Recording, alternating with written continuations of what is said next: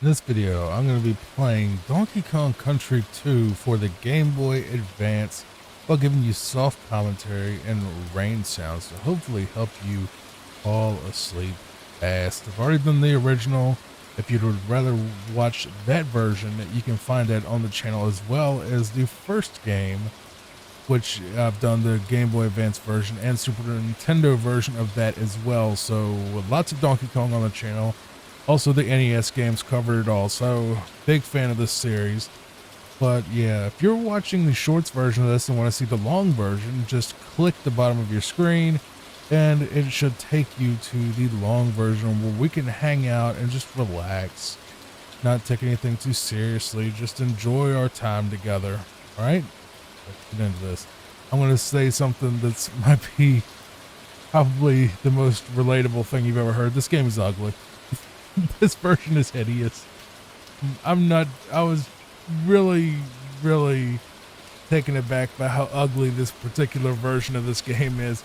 The regular Super Nintendo version is really pretty for that era, but this one is just ugly. And I've tried so many times in so many different ways to make this look better.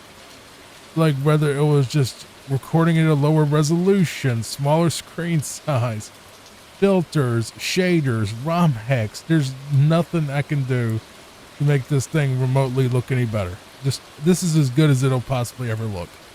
If that's a turn off, then the original is on the channel, and I will probably just link that in the description for all these GBA and Super Nintendo versions, so I could just because I don't boilerplate descriptions anymore, mainly because I have the chapters and all that. So if you have there's timestamps in the description if you want to skip to a certain level or certain world.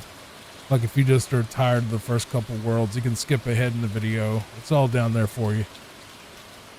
But we're just gonna relax and play through this entire game, as I've done many times before, at least the Super Nintendo version. This one does have some differences, which you'll want to stay and watch for. And I'm excited to see what they are, because I know that the remakes, they will demake for this, really. They had some additions, just some change ups like they all did. And I remember, well, not long ago, maybe a few days ago, I played through the first Donkey Kong Country on the GBA to get that for the channel, and I had a lot of fun with it, and it looks pretty decent. It was nowhere near as bad as this one's gonna kind of look for at least the first world. So if you can handle that, I appreciate it, and I promise that I'll not harp on it the entire time. But I just wanted to put that out there, that I really think if you're gonna pick a version to play of this game, this is easily the worst. Graphically, control wise, feels perfect. It might feel as good or better than the original, but it's just back then. I don't know if you knew this or not. The GBA did not have a backlight, so when you were playing your game, there was no light behind the screen. And it was basically like you were kind of looking at a very dark screen. And what they would have to do is they would have to basically, that was almost amazing. I almost got the warp, almost like rolled right into that warp like a speedrunner would. But I think who's the runner? Void, I think, or Void, Vooid, I think his name is. You can look up his runs on YouTube. Cool dude. I've hung out in his chat a few times in the past. So if you're looking for a speedrunner that's really good at this, Void. I think there's one name like New Age, like New Retro Hippie or something. I can't remember. Void is like the main one, or Void. I think it's Vooid. But he's really good and seems laid back. But I'm not a speedrun channel by any means. But I do watch them a lot and like to promote the ones that I do enjoy watching. That way they get the credit they deserve for the hard work they put in, you know? So That's the big thing for me. Oh, how do you jump off of it? All right, so L. I will give this game one thing. It's not looking too bad now. The first level was really bad, but now I guess my eyes are adjusting and it actually looks okay for what it is. Yeah, that doesn't look bad. Just that first level, good God, that was awful. Anyway, I said I wasn't going to keep doing that. Whoops, lost a Kong there. I'll take these extra lives though. Pop him out of the way and move on to the next level.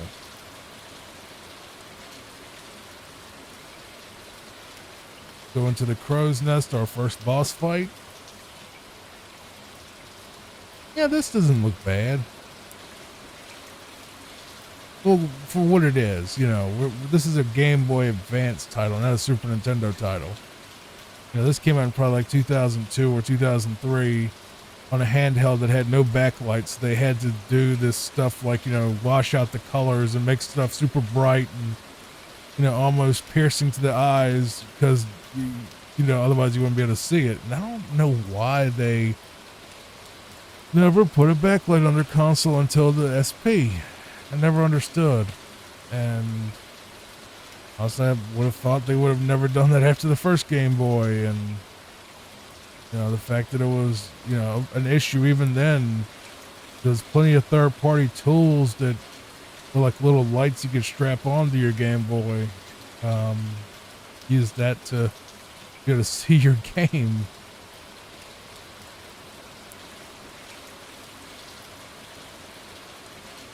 So far, this is the same boss fight as. I actually like that note, like the bird dies, and then his ghost flies away. I kind of like that because then you fight the ghost version of him later. That's a neat little touch. All right, Hothead Bob. Yeah, this actually looks a lot better now. I like it. A little scratchy, but for what it is, it's nice.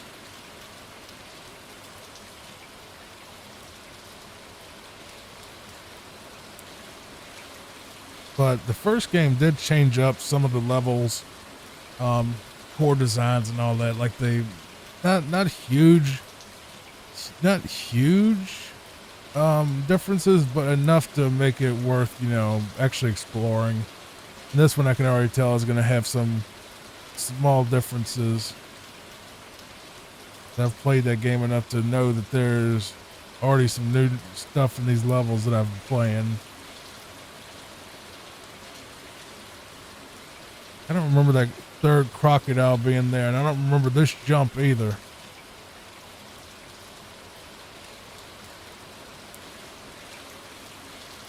They probably remixed the difficulty a little bit.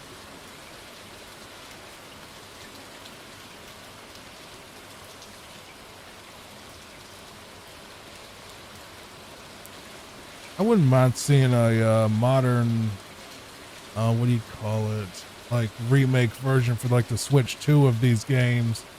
Since I believe Nintendo got, what was it? Did Nintendo get Rare back? Is that what it was? I think Nintendo rather got Rare back, or they got like the property for like Banjo-Kazooie or something where they can do stuff with that again at some point. I can't remember, but something happened where I think Microsoft and Nintendo rather had an agreement or had a sale or something where they could do this stuff again. And I think they were going to re-release Banjo-Kazooie on a console or something on Switch. I think. I just remember hearing something to those lines. I was like, that's kind of neat.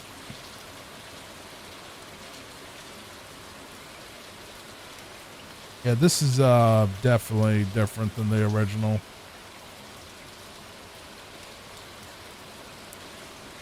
It's almost like they took the same level and they added some small differences.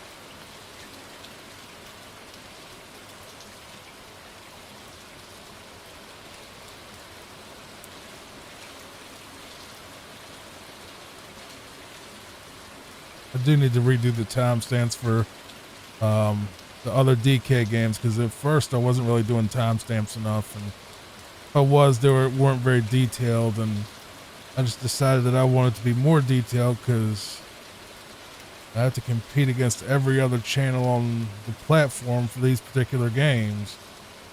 At least you know that warp is there.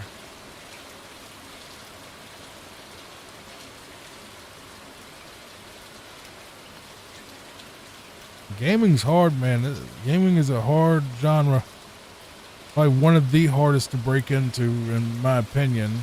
In my past experience, it was a lot harder.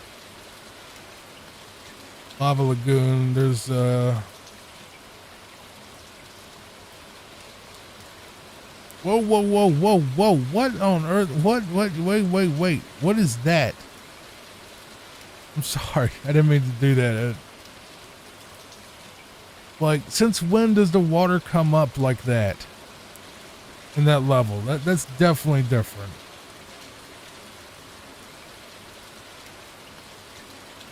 It's actually kind of annoying, because I think the warp is like right there.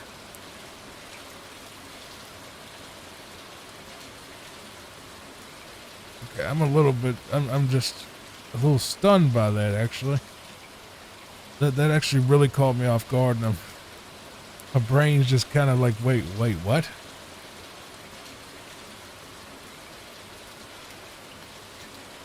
Definitely a difference there. Let's see. So he just still makes the water just cool enough to use. To get into.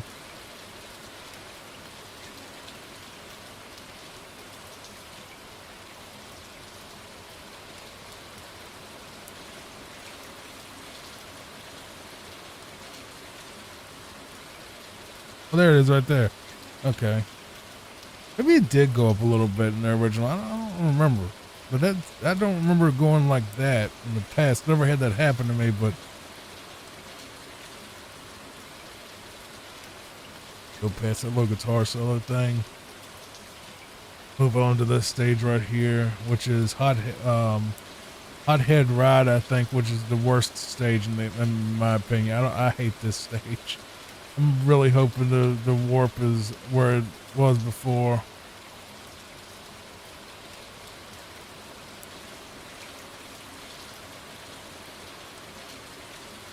Oh, there it is. Good. Good. Happy that it's there, because I hate that stage.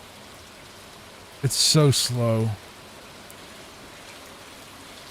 And it's so slow, and it's just so many tight spots that are just not the most fun to deal with, honestly.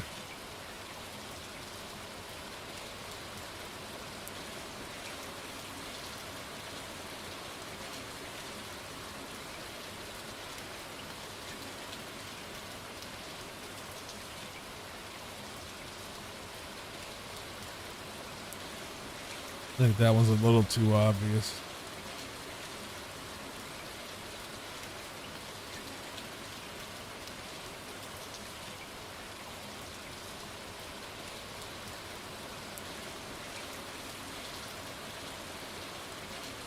Cleaver's Kiln. This gonna be the same as the original? Pretty much. Except he's much slower. I don't know why he's that slow.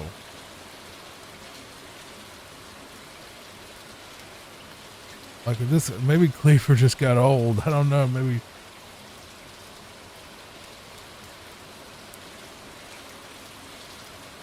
Screwed up.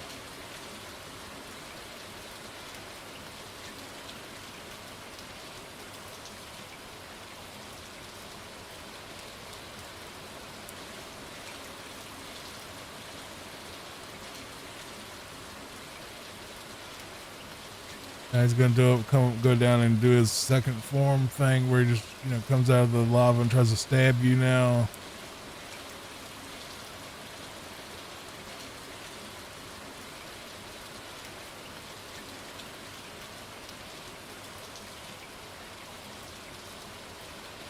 I just Hassan chopping, to quote Looney Tunes.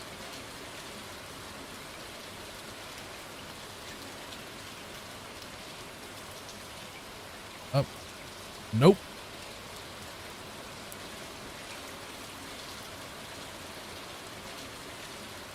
He is. He is on my butt right now. I'm not. I got out of it, but I think he's done. Yeah. Take that coin. This world 2 done. Don't skip that. I don't care what Frankie has to say. Crimquay.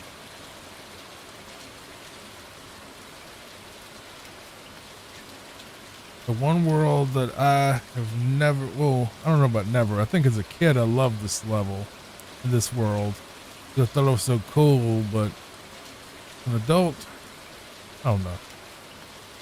There's a couple levels in Crimquay that just really annoy me.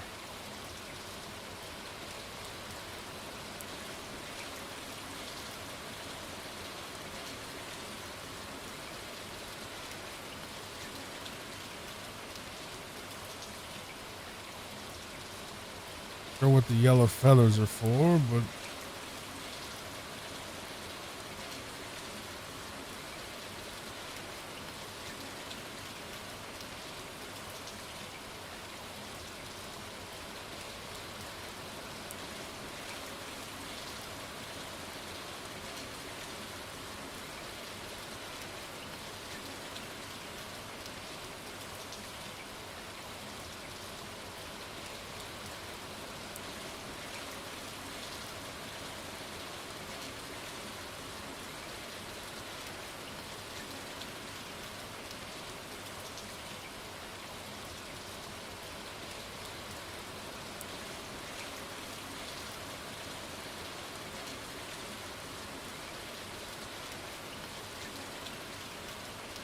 so if you like these videos and you are still awake, please like and subscribe. Consider becoming a member, because that's going to be the main way I can monetize this channel, because gaming content is not a big view bringer, whatever you want to call it.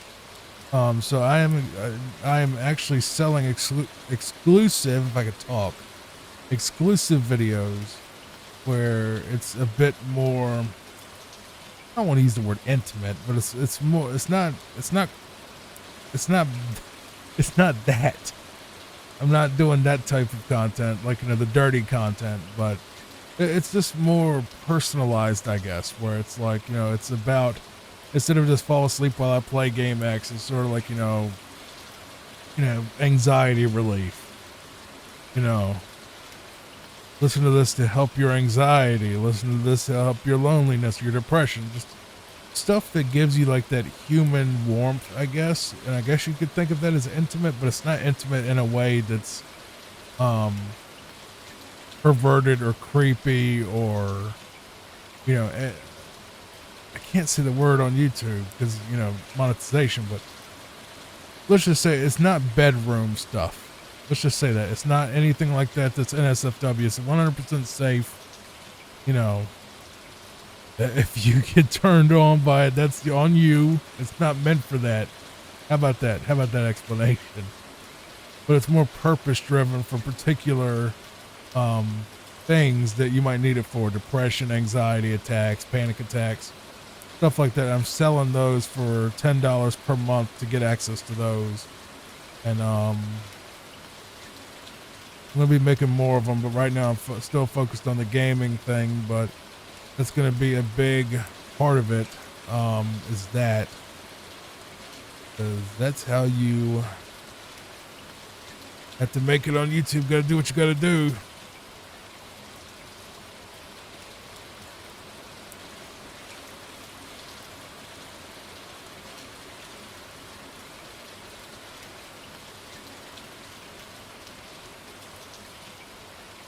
I forgot to save my keybinds, so now it's about to be a big mistake.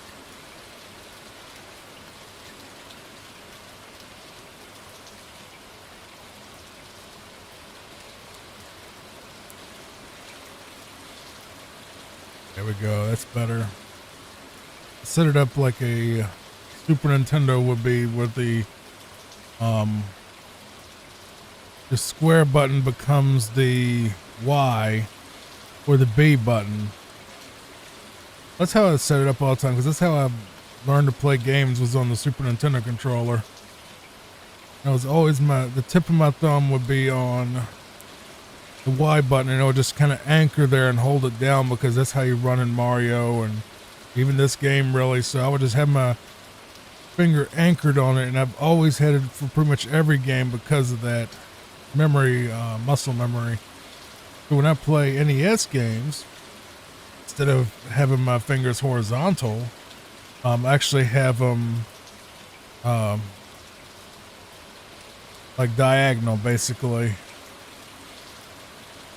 where the B button will become, I'll basically turn my NES B becomes a Super Nintendo Y or a PlayStation Square, and my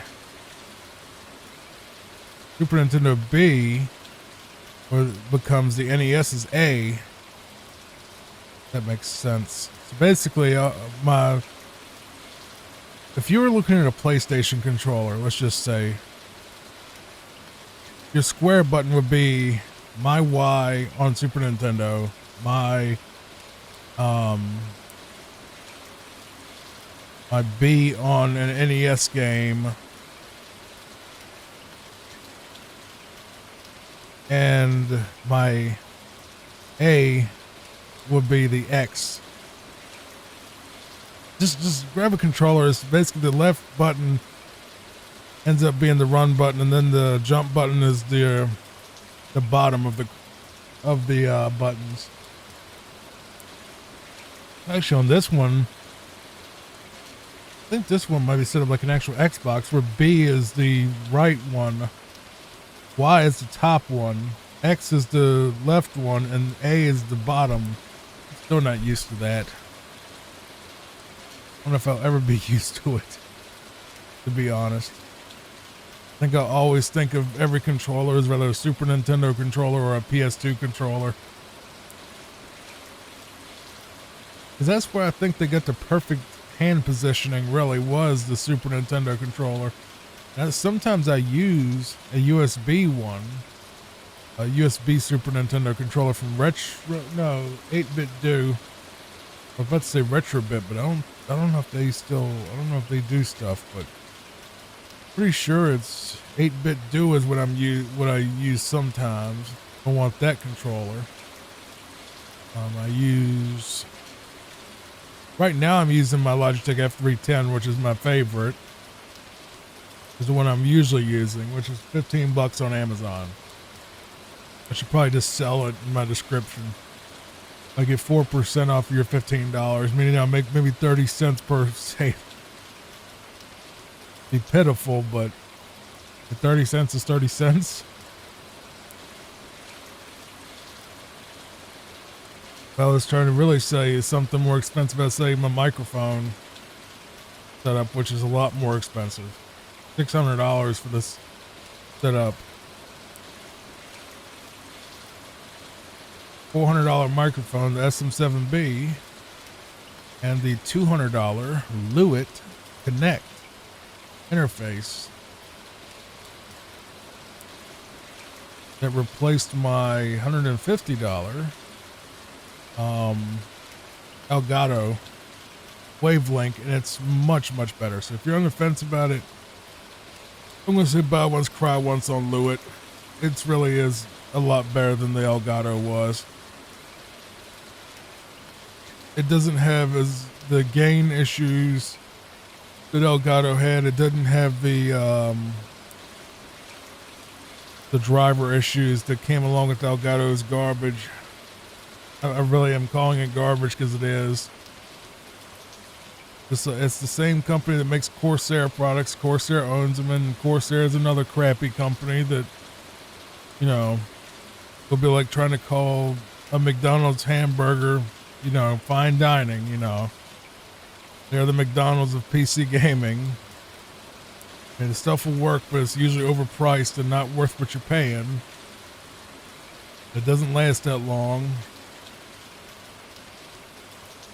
and the quality is really low, even though the name is big, you know. It really is a good way to explain Corsair. They basically are they're the McDonald's of PC gaming, which is not a good thing. I've had nothing but trouble with Corsair everything. Their power supplies have never worked. I've had so many come in and none of them ever turned on. You know, their Elgato stuff is crap.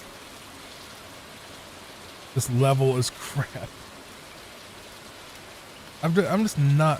When I found out that Elgato and Corsair were now the same company, I'm like, yeah, that makes a lot of sense. No wonder it went downhill right into the toilet after.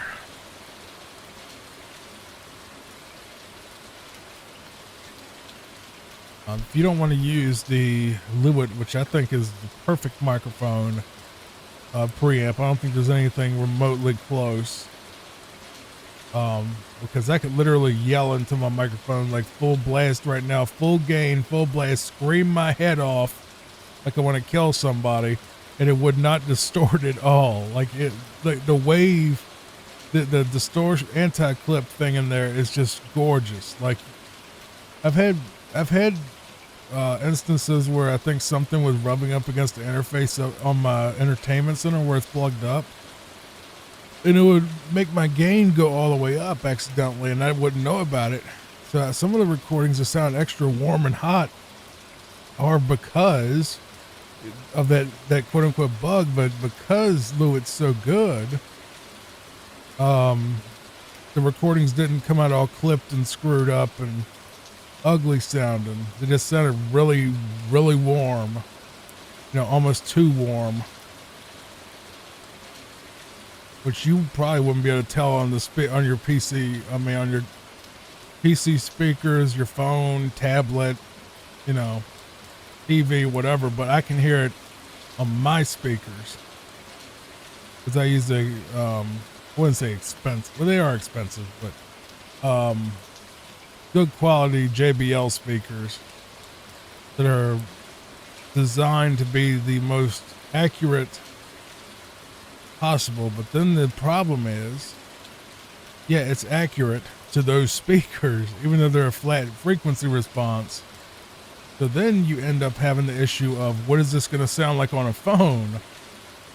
And I can't have an iPhone, an Android, you know, whatever, everybody's phone to see what sounds good.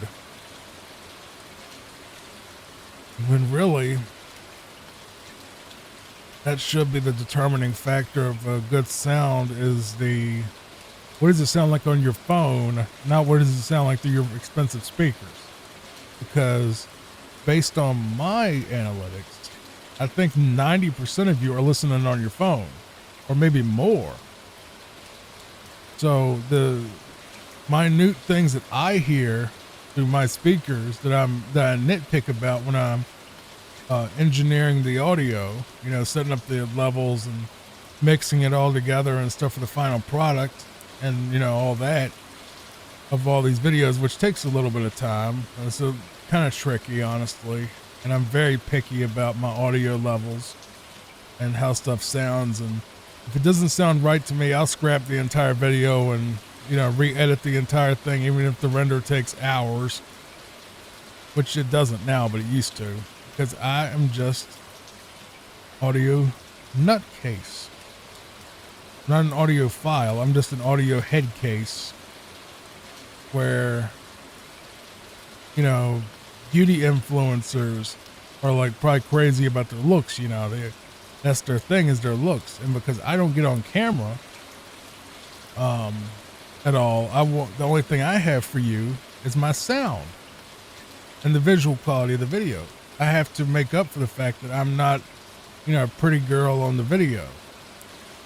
That's why I'm so, you know, obsessive with my audio and having to buy expensive speakers, you know, expensive graphics cards, expensive setups and mixers and interfaces and microphones and all this other stuff that would just, you know, without it, I would go crazy because I'd be trying to nitpick and perfect the sound with imperfect equipment. And trust me, I tried to avoid the SM7B because a $400 microphone, and I had a $20 microphone that sounded pretty good, you know, for YouTube, but it didn't do what I needed it to,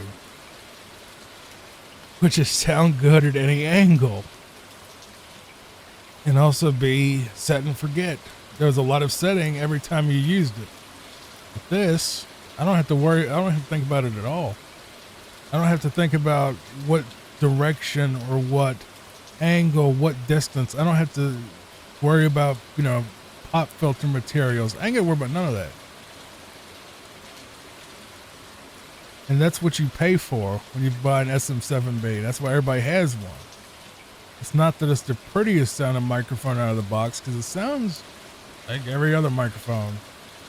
It's because it's engineered in a way to make it the least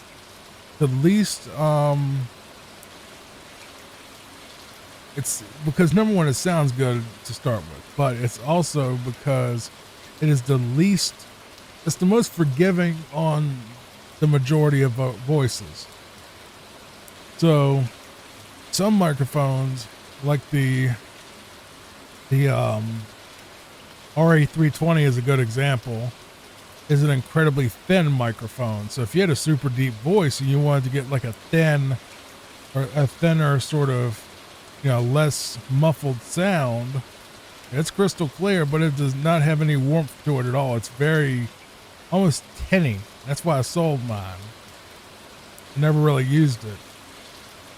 I didn't like that tinny, not deep and, you know, comfortable, you know, slipping into a warm bath voice that I do now for this show, where it's a lot smoother and nicer to listen to. But the SM7B is the same microphone as an SM58 or an SM57. Same microphone. It just has a different build out. So why do you pay more? Because it's foolproof. That's why. It is a build type that you can't screw up. You don't have to think about the SM7B, you know, when you're talking to a guest. Like, you don't have to explain mic placement and talking directly into it, or having to, you know, fiddle around with the mic to get the perfect sound. You just literally point it at the person. They talk into it, and they don't need to know anything about microphones for it to sound good. There's no big engineering setup and having to, you know, go through a bunch of nonsense to try to make it, you know, sound correct. And it's a sound that's been engineered over the years to be the most pleasant sounding on most voices. And if you have a thin voice, it's very warm, meaning that it's very bassy. So it adds a lot of nice frequencies to it that people like to hear. So if you have a thin voice, it's great. If you have a thick voice, it's good too, but you might have to EQ out a little bit of the low end. Might have to just use a little bit of EQ to not make it too cloudy. When I first got an SM7B, I actually had one before this one, and honestly, I hated it because I didn't understand how to use it. So I sold it, and then I bought another one, just saying, you know what, I'm just gonna get one and see if I can make it work. And then that's when somehow it just dawned on me how to make it work for me, and I just would never use another microphone. I just don't see a point. It's expensive, but it's expensive for a reason. It's because it's, you know, it's like, why is a Fender Stratocaster expensive? Because it's an amazing guitar that works for a lot of stuff.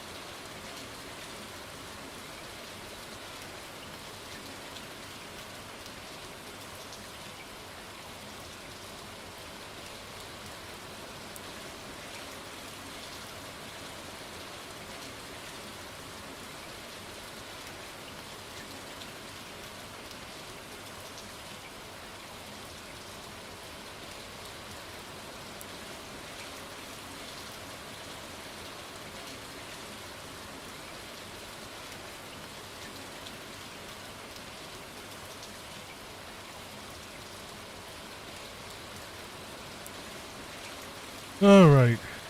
Wait. Guess we got past it. I must have. Well, it must have been on the previous recording session. I was a little confused there. I'm like, where's that stupid rattle battle thing that sucks that I've always complained about and every time I played through this game?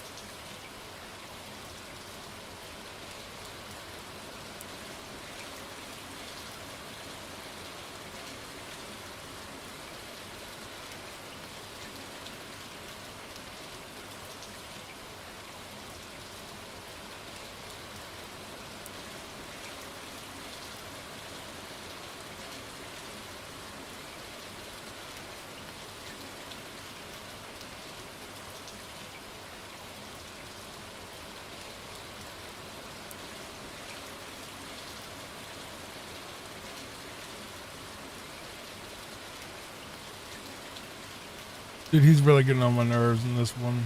Like, he's nowhere near this much of a pain in the butt in the other game.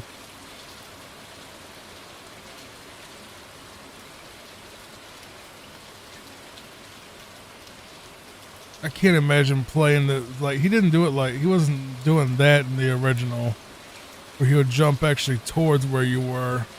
He didn't do that at all.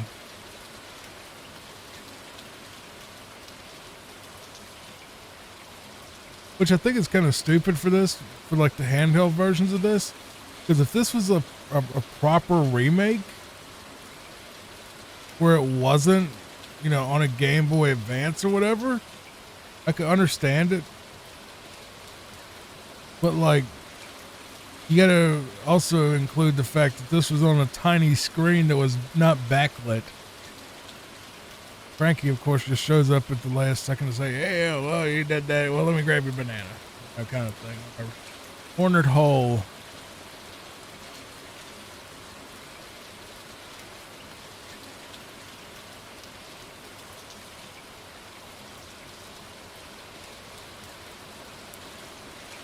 I'm just going to turn that volume back down because that's a terrible rendition of the Hornet song. Even though the level looks pretty decent for a GBA game.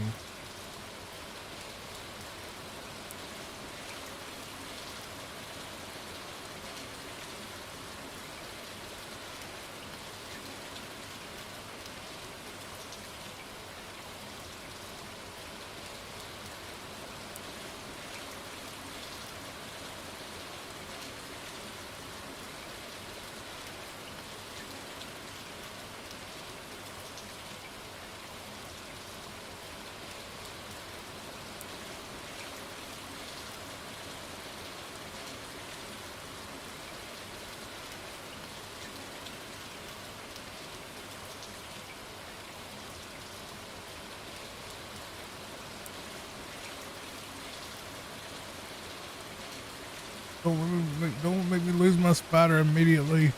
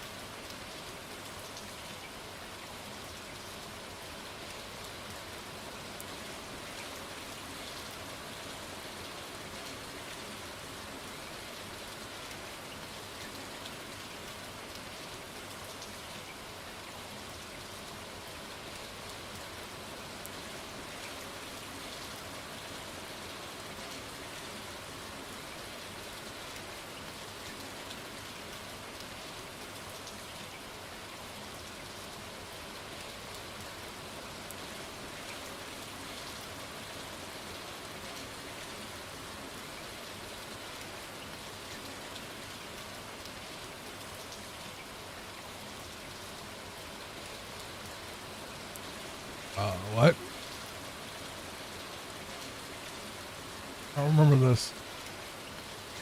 A little bonus area. That's kind of nice. Just bananas, though. I mean, is that where the DK coin is, or?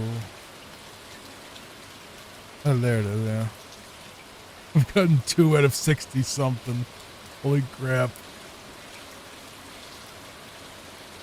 Like I've gotten basically none of them.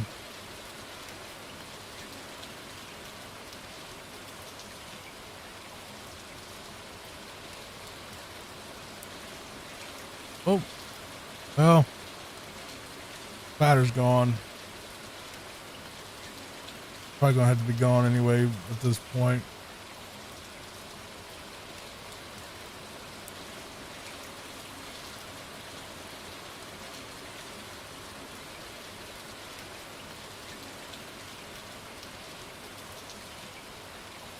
I like those little bees in the background that kind of look around like you really thought it was a good idea coming in here, bro.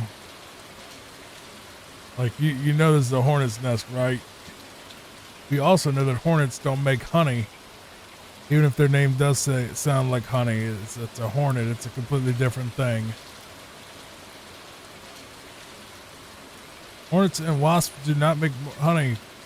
The zingers are actually, I get it. I'm being a little goofy right there, but I'm just joking really, but no, hornets do not make honey. Monkeys don't eat bananas. Yeah, I said it. They don't. I looked it up. I looked it up during the DKC Game Boy Advance one. Monkeys and gorillas do not actually seek out bananas. Not in the wild and not on the, unless the only time they eat them is if people give it to them in a zoo. But in the wild, monkeys do not seek out bananas. I'm not sure if it's true or not, but I think they said bananas are actually kind of not a thing in the wild anyway. Or not really. It's more of a plantation thing. I'm sure that there's banana trees out there somewhere.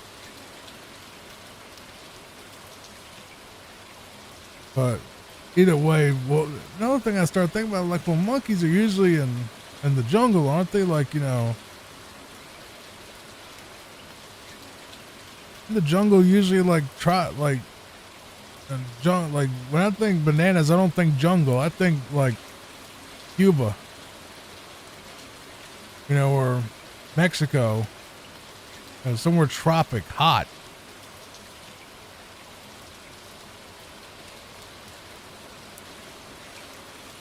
Maybe somewhere in South America, like Colombia or something. I don't think of, you're walking along the jungle with jaguars and all that stuff trying to eat you, and all of a sudden, banana tree. What was interesting was ChatGPT also said that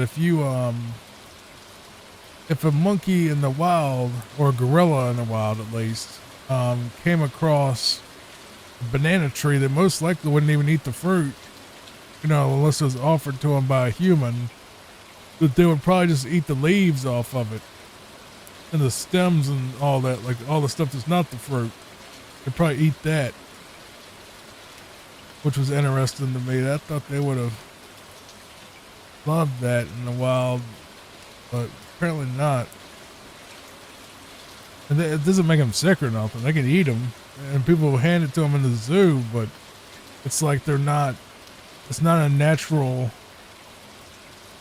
it's not a wild thing. Like in the wild, outside of zoos, they don't eat them.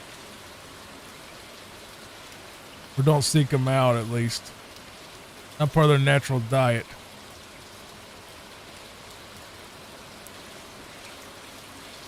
I think this game might have been part of why people thought gorillas love bananas, because the whole, DK games. Probably where I thought of it, honestly. I think it's where everybody thought of it.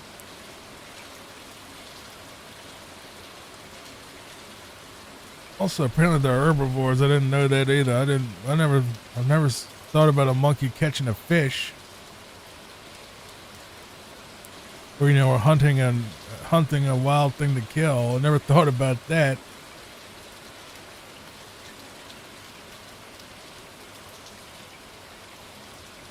Oh, there's all different types, but I'm talking about gorillas because that's what this game is. You know, the Kongs, you know, based on King Kong, the giant gorilla monster from Universal back in the day. Back when monster movies were like a huge thing, which they still are, kind of. You know, monster movies have evolved a bit. They're like dinosaurs more, like, you know, the Jurassic dinosaur, not dinosaur. Dinosaurs are the more modern monster movie, I guess.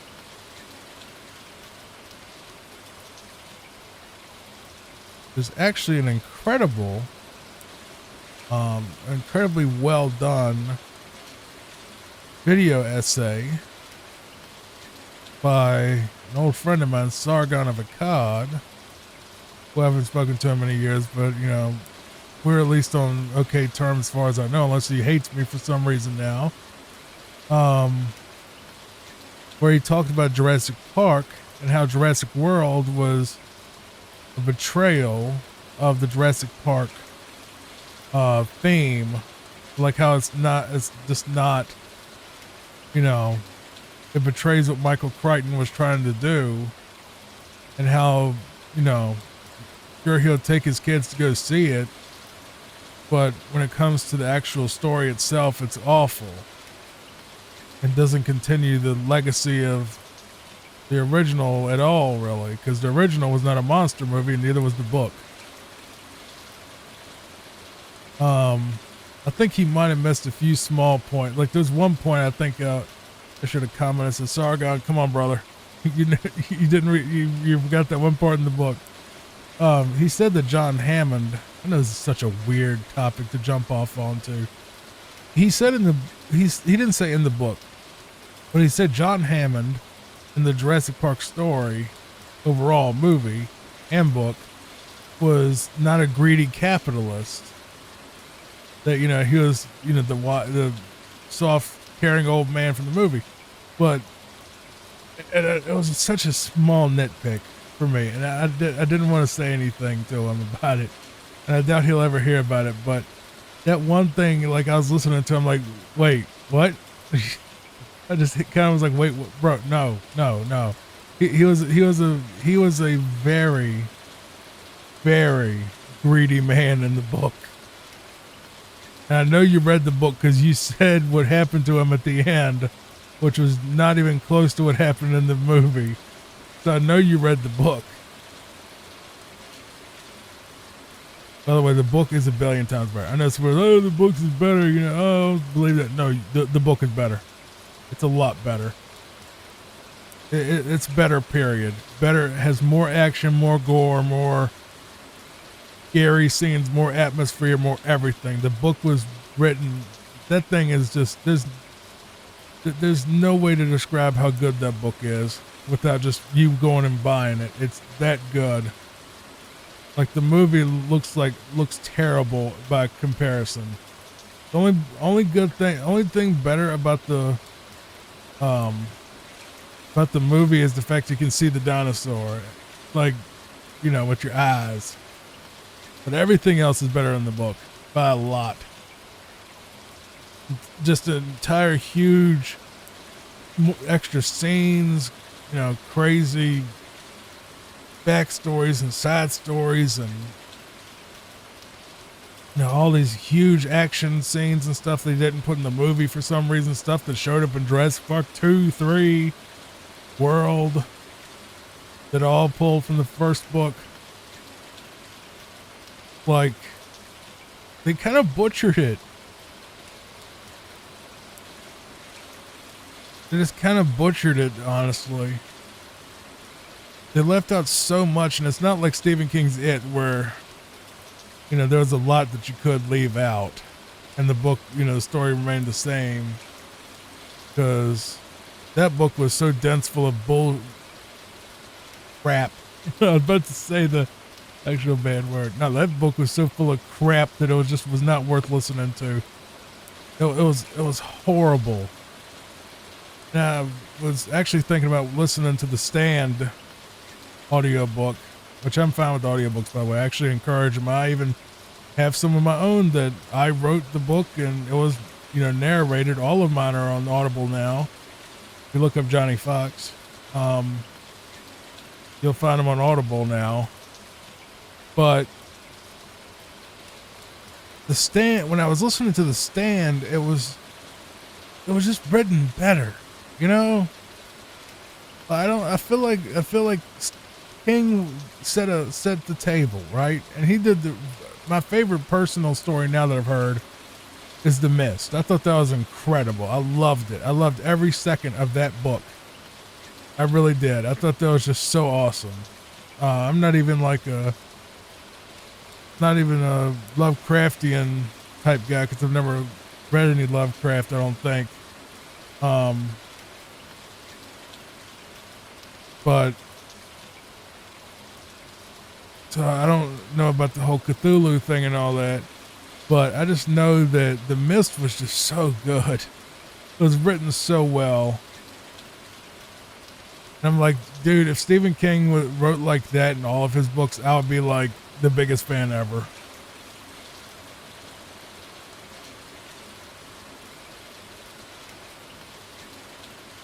Like I'll be a mega fan if everything he wrote was in the same style, pacing that he did for The Mist, where it wasn't a bunch of endless chapters of really boring scenes that had nothing to do about anything, you know. And the problem was, I don't know if it was because of the stuff that he was on when he wrote It, because I thought It would be like the best one, because I loved the movie, and I just thought it'd be awesome, you know.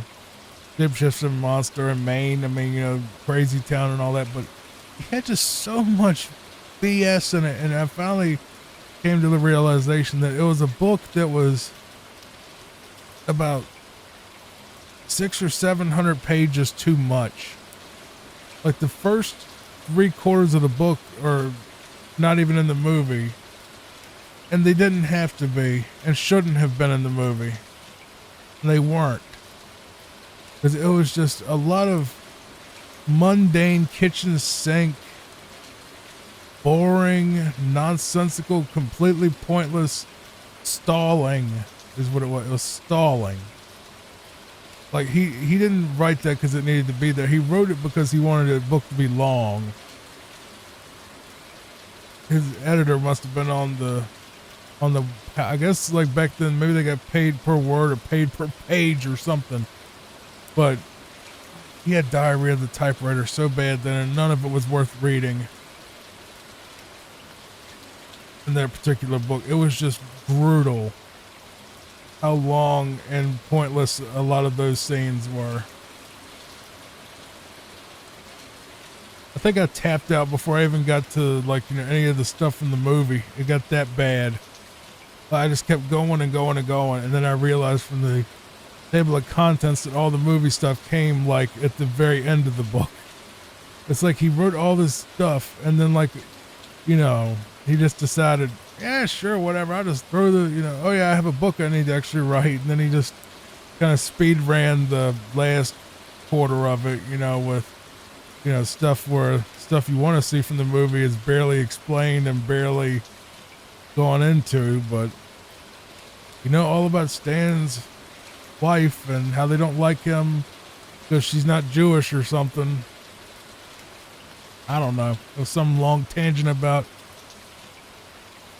Jewish people not wanting to be with non-Jews or something. I don't know. It was a bunch of I don't know anything about that. But it was just a bunch of unnecessary garbage. Like he took the scene of Stan. That's the one I've always pointed at about it, was he took the scene from the movie Stan, which was, if you think about it, it's an incredibly, awful to think about seeing, especially if you're attached to that character, what happens to him. And he basically gave it maybe a paragraph or maybe less. I was like, why'd you do so little description, so little anything, but you just went on like a 20-page tangent about nothing leading up to this just to stall. Like it goes from wife's watching Wheel of Fortune or whatever, and then it's like 20 pages of backstory about their marriage and how it wasn't going too well and how the in-laws didn't like her because she wasn't Jewish and all this other stuff, and it just kept going on and on about the failed businesses they had and just all this stuff. And it's like, bro, he's literally dead at the end of this tangent. Why are you doing this? Why do I need to read 30 pages of his backstory and then he dies, by the way? Then we move on and forget about him. It's never brought up again. I mean, maybe it was the drugs. Maybe he was getting carried away with his tangents and couldn't stand to rip at him out. But then yet he tells people, don't use adverbs, Joe don't tell. It's like, bro, you told way too much. Like all you did in it was tell the entire time.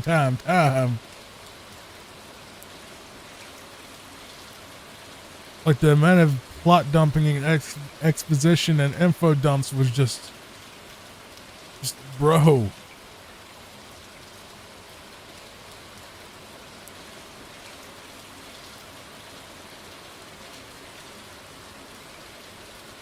Like that's the problem with that book. The movie was great because they were smart enough to cut out the stuff that didn't need to be there. Even though I still think the movies aren't good enough. We just need someone to make like a mini series. And I know the original It movie was the mini series, but I mean someone to actually make a proper mini series, like an HBO sort of thing. Like a couple of seasons of that. Then they'd end up screwing it up and adding a bunch of, season 1 was so good, let's add a bunch of crap that King didn't even put in there. And it involved these plot lines and, stuff and screw it all up. That guy is just a little butthole, isn't he?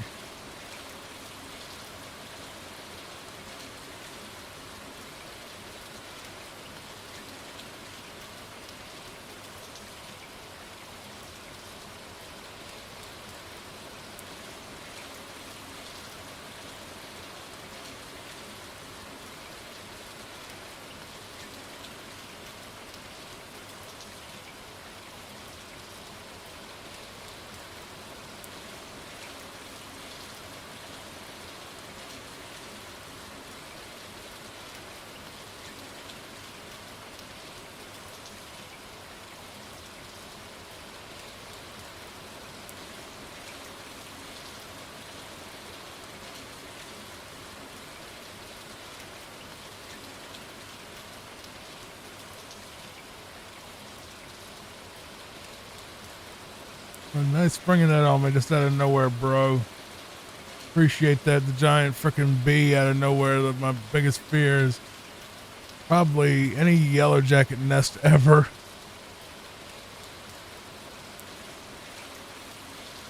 Get us out of the stage where we die. Okay, go to Bit King's Ing Sting, right? Mudhole Marsh. That's Bambi Rumble. Here it is. King's Ing Sting, right? Let's hope this isn't as hard as it is in the original.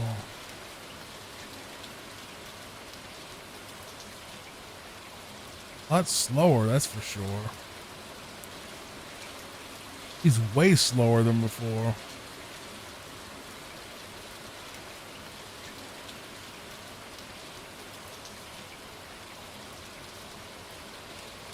Yeah, he's way slower than before.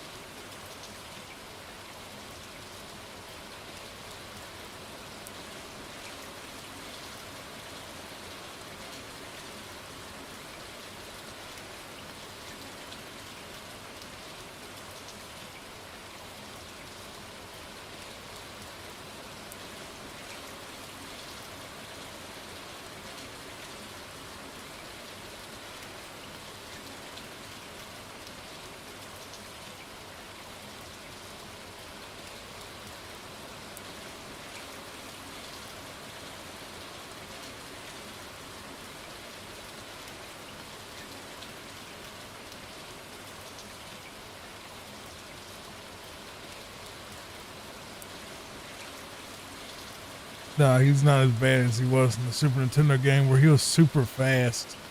What the problem was, he was ridiculously fast.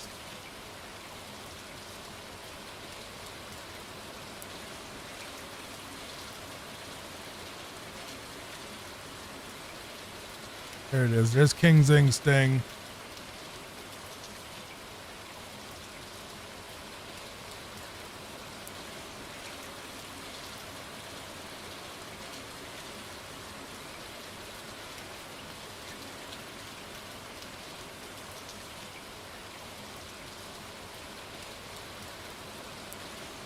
All right, let's see if they butchered this song or not. Give me a second.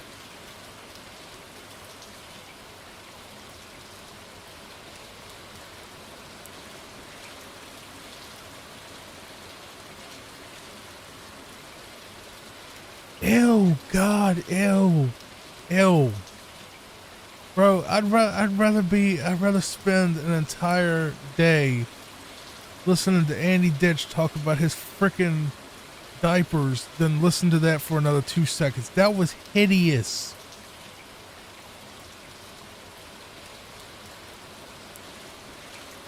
Ew, God, ew. Just look at Forced Interlude GBA. It is so ugly. Oh my God. The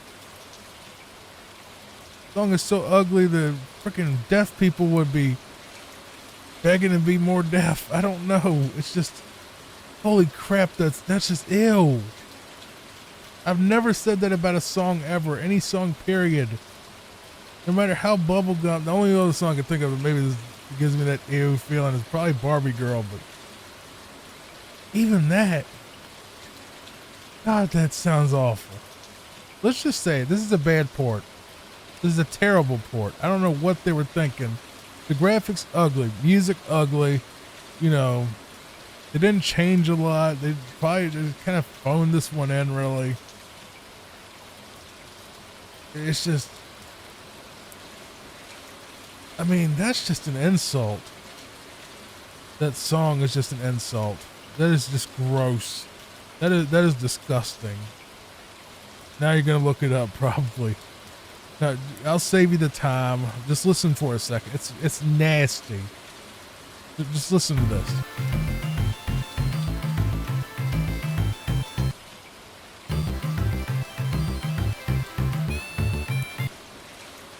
I don't know if you can hear it or not. Give me a second. I'm trying to have OBS and this open at the same time. There you go.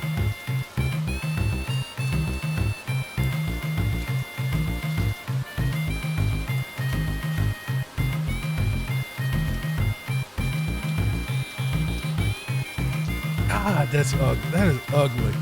That is ugly. UGLY ugly. Y'all remember that song? This song, that song is ugly. Song's so ugly it makes blind kids cry. That is ugly. Stole that joke from GTA, by the way. I didn't make that up. I'm not that mean. But seriously, good God. It's so scratchy and tinny. It just sounds like it was played out of the world's worst child's toy.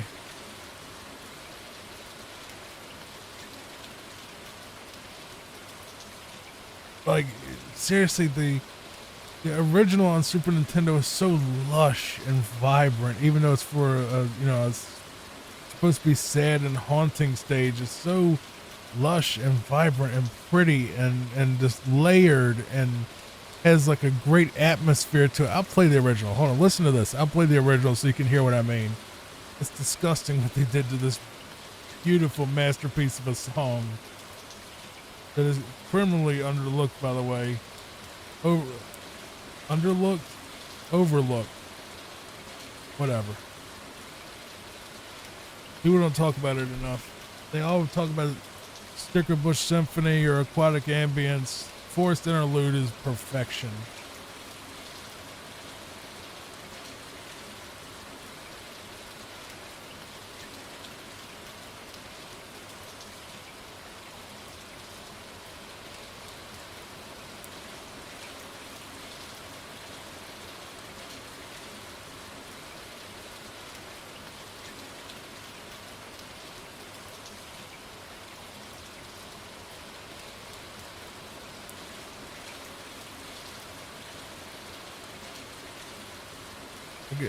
I'm shocked. I'm shocked that David Wise let that pass. If he had something to do with it, I'm shocked from that too.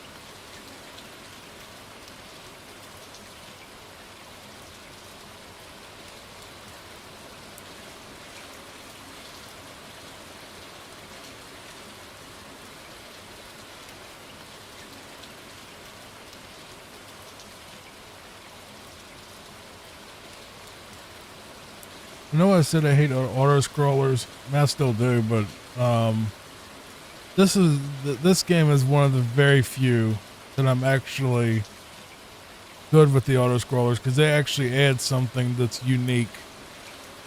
It's not just a let's slow down the level just to make you slow down the level. You know, this one's there's an actual incentive to have it at this pace. You know.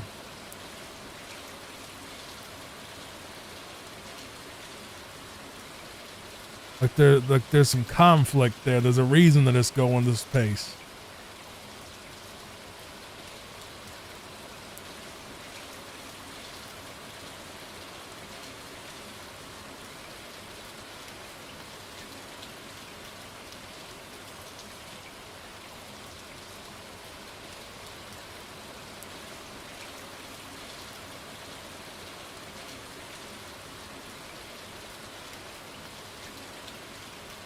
Are you serious? What is with that noise? I'm happy you can't hear it. It's like this incredibly shrill spring noise. It's like they wanted this game to be bad or something. Like the sound design is awful. The level design is mostly the same. With some different spots. I think. But the sound design and graphic design is hideous. And I don't know why they did that because DKC1 sounded and looked perfect to the GBA. Like there was nothing wrong with the first game. Yeah, it was a little washed out, but it was a GBA game. I didn't expect it to be, you know, freaking masterpiece like 4K or anything, but can you jump on these? Yeah, okay.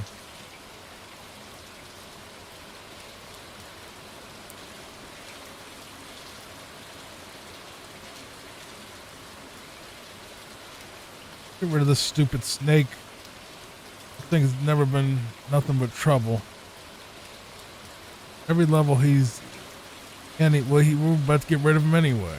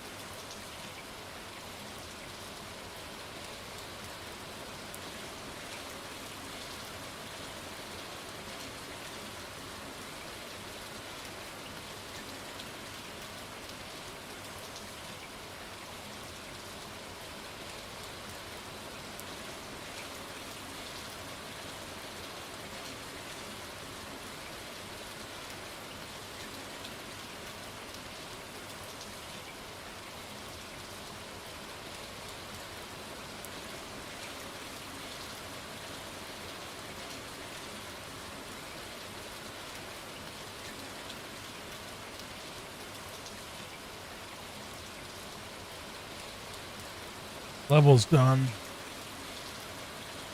That level is done.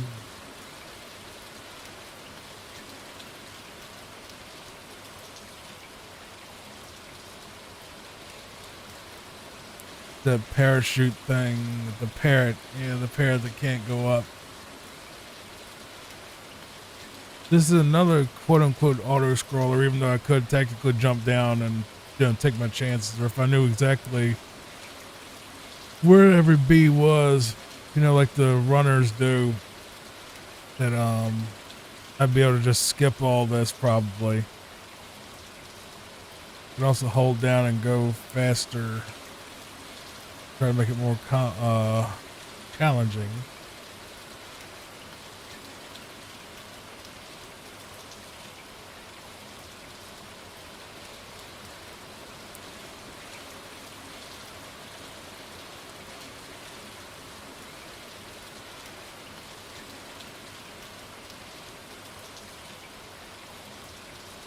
Apparently you get the regular bird at some point because of that.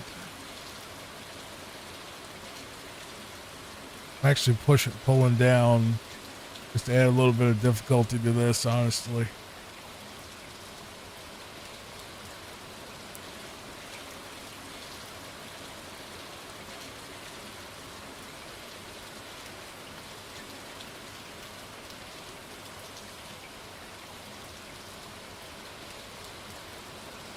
You know, I'm proud of myself. I got a lot accomplished today, actually. Got a new AC put in, even though I had someone do it for me because it's a pain in the butt, that spot, but they got it in. It's working. Not, you know, pushing out all that nasty into the room anymore like the other one was. Sold a guitar.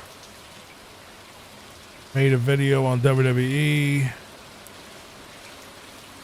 The WWE WrestleFest video, WWF WrestleFest video. Played through that game. Doing this and getting really good time on it. Took care of some, you know, different stuff uptown. Found out my pharmacy shutting down, which sucks.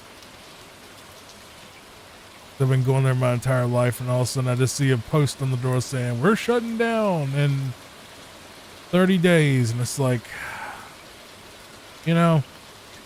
And then I just walked in there. I just saw like the shelves were just kind of being, you know, slowly emptied. You know, there were so many holes in the shelf. You know, they were never going to be stocked again because they're shutting down. And I don't know. It kind of made me a little bit sad. 'Cause that's the drugstore I went to for all those years as a kid, and the one Dad went to, and, you know, all those times I went in there to pick up prescriptions when I was sick with like cold or flu or whatever.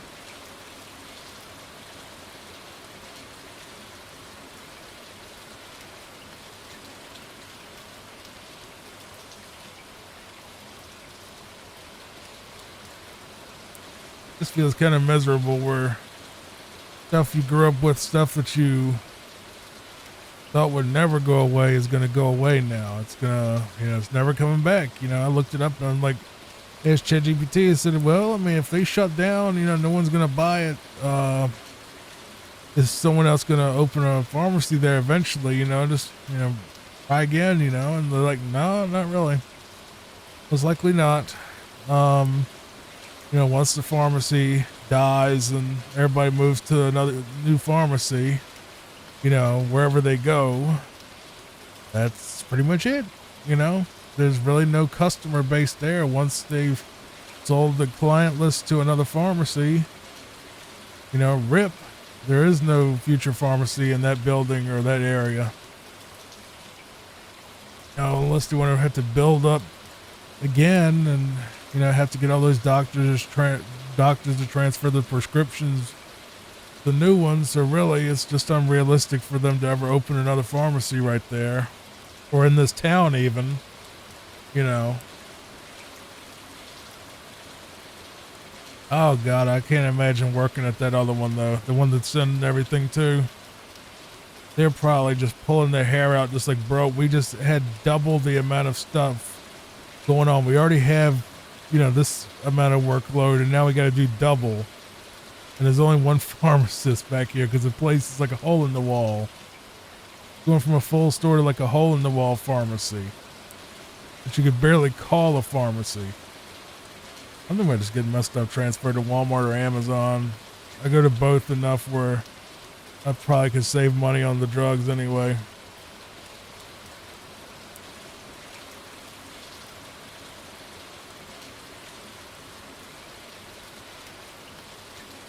The only thing that would suck is if I had to get it, I was getting a treatment for that day and I had to wait until whatever. I could probably just tell my doctor that this, and look, can you send it to this pharmacy because usually I get it from Amazon, but I need that today kind of thing.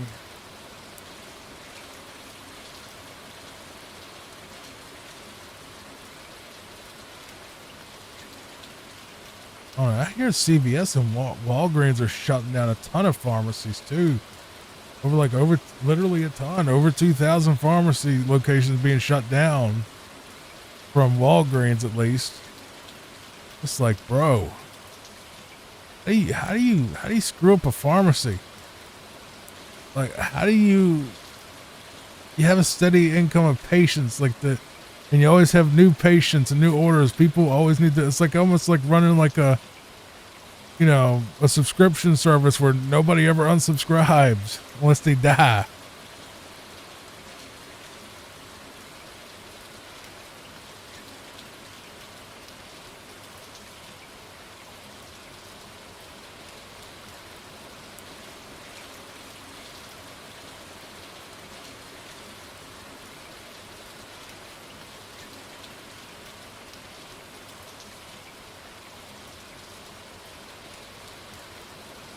That was a close one. I guess hit anyway. But it's not a big deal. Gonna get through this. I believe this is Web Woods. Just another recording session. So that's why I'm saying that. With uncertainty. Like I said before, I don't actually record these all in one shot. Usually, especially the longer games.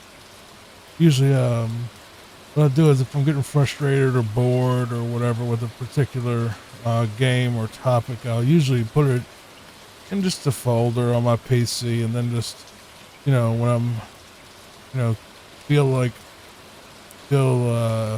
able to come back to it with a proper headspace, then I'll come back and start recording again.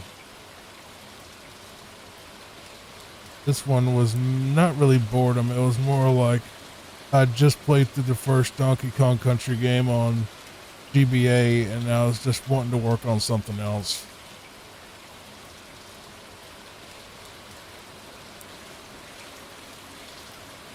It wasn't, burnout by any point. I'm nowhere near burnt out actually, which is crazy. Made like 70 plus videos in a little over a month, I guess. That's like 2 videos a day, roughly. Some of them are long, 11 hours long, like the Mario RPG playthrough that took me about, almost right at 12 hours.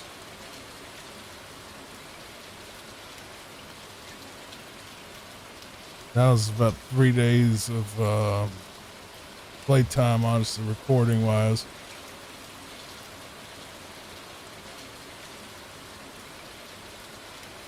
Creepy Crow.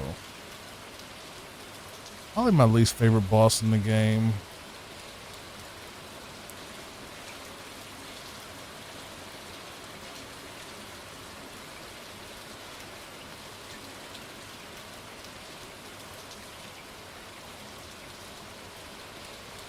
Basically, you're playing against a crow. Well, not playing against, but fighting the crow from the first world's ghost.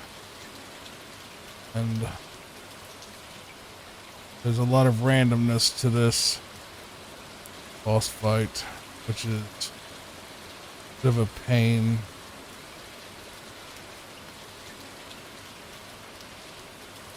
There's, I believe, 3 stages. And if you screw it up once, you're gonna have some problems like that right there.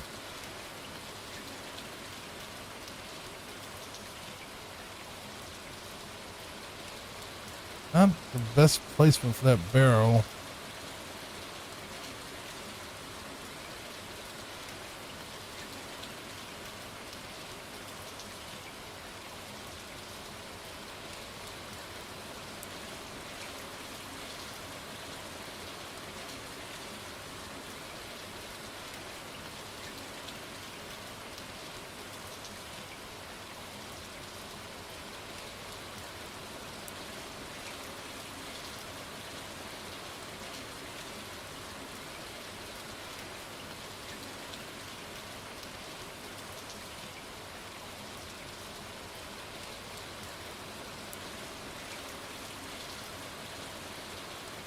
It's Creepy Crow.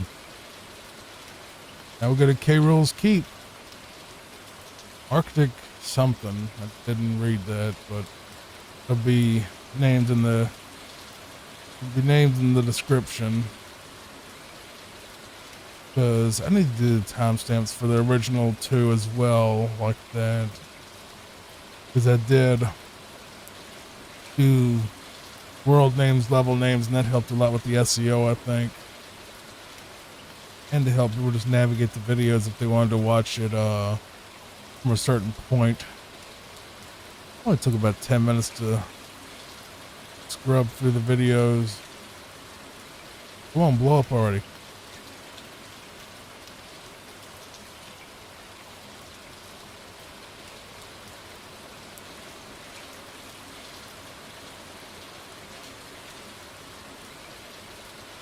Honestly, this game was not bad. Nowhere near as good as the original. But the main issue is the graphics. The graphics are just ugly compared to the original, which was, to this day, is a very pretty game. But I get what they were going with, but DKC game for the first one that they made for the GBA was actually very pretty. The control-wise, it's fine. There's nothing wrong with the controls of this game. It has perfectly fine controls, perfectly fine level design. Maybe even some fixes to some of the levels, but it's just the graphics and sound are just completely butchered. And like the thing is, the GBA, I know you're probably thinking, it's like, Johnny, look, the GBA is not as powerful as the Super Nintendo, or it wasn't, didn't have the same hard, whatever the answer would be to that. My answer is, but there are games on the GBA that sound perfect and are good games, like nobody complains about the Pokemon games graphics, those remakes, of red and blue, I think they look great.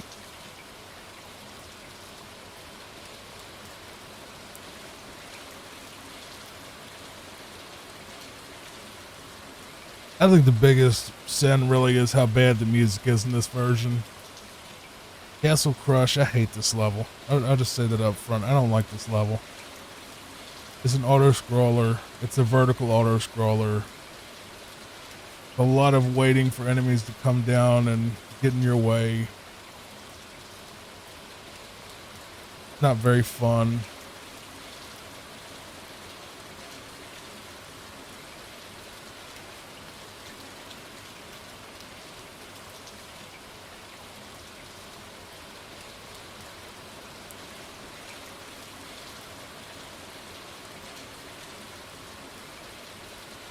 See, the mice look really good in this game.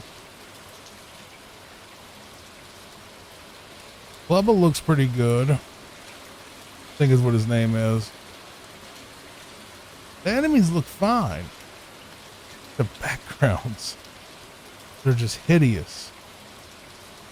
Because they're so washed out and made them bright because of the screen, Maybe there's a patch or a ROM hack or something that's like a color correction thing for this game.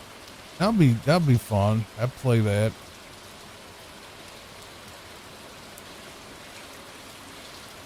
But like I said, the gameplay and everything's intact. It's just the graphics and the sound especially. When I heard Forest Interlude, that was horrible. Like one of my favorite songs in gaming, and they completely just yuck. I think that's maybe why I stopped playing that day, was because of how yuck it was. I remember this spot actually screwed me up at one point because I didn't know you could roll into these things as a kid. I remember just being like, you know, Castle Crush is the hardest level ever. You can't beat it. It's like, no way. It's an impossible level. I keep rolling into the thing when I'm not supposed to roll into that.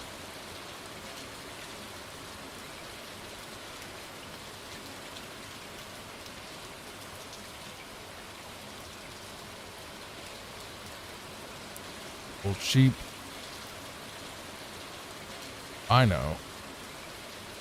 No one where we would have got Ramby, but that was a little cheap there. I couldn't get past that. There was no way.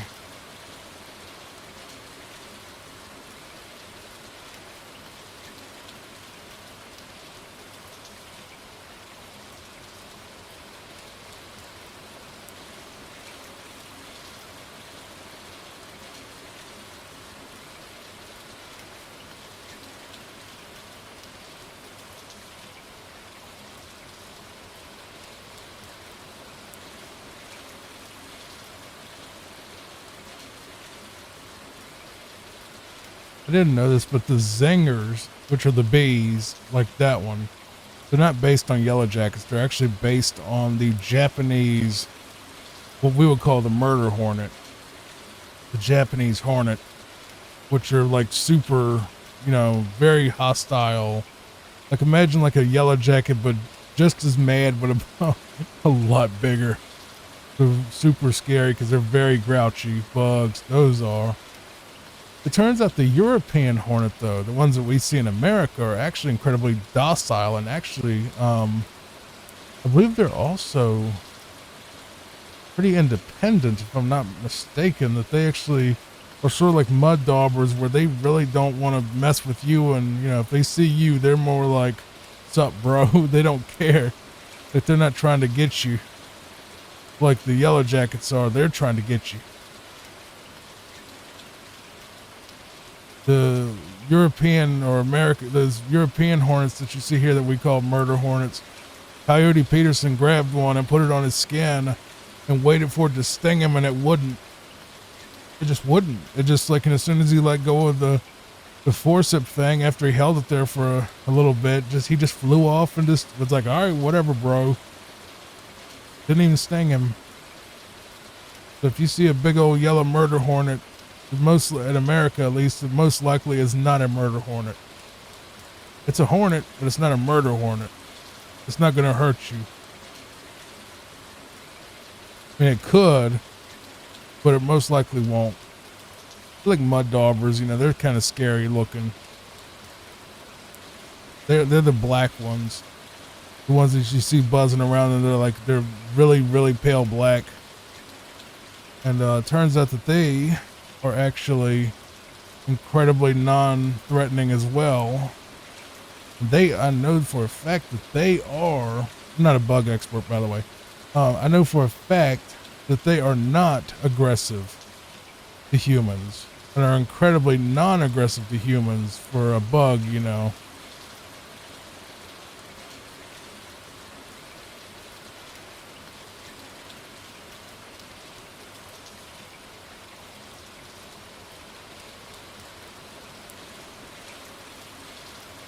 The mud dauber does not want to bite you or sting you, and a lot of times I don't even know if they can. But if you see a mud dauber, which is those black ones that fly around, at least here, they're not worried about you. They're trying to find a spider to eat. They're not looking for you, and they don't have a nest to defend either. That's the biggest thing, is they're not defending a nest. They're out there hunting for food. Mud daubers literally dig up, like put basically a mud hole, or like a little spot in the mud where they live. And when they go out, they're not looking for you. They're looking for food, and they live alone, and they don't have a hive. They just have a little mud hut for just them, like me. So I'm kind of like a mud dauber, but I'm a human. I'm scary, but I'm docile for the most part, and I won't bite you unless you freaking make me mad. You know, intentionally make me mad. Some folks just can't help themselves.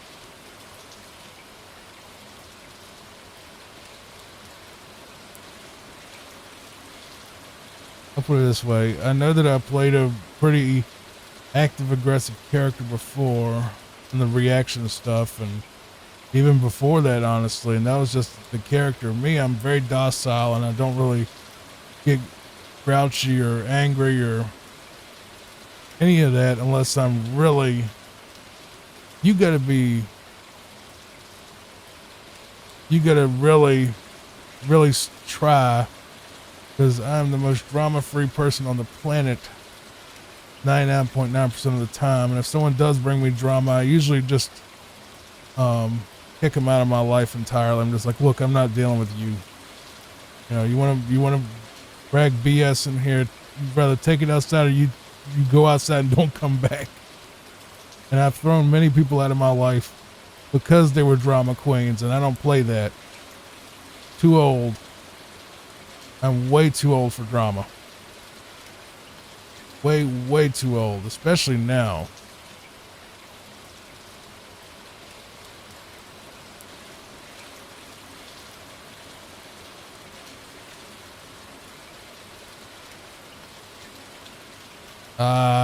Screwed that up. Didn't get enough speed. Guess he drowned himself out of anger. That club I just did.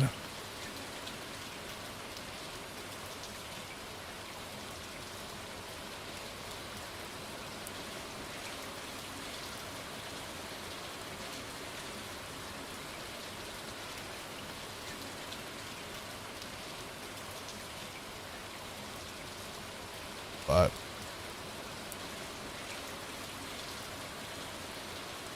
that works. I'll take it.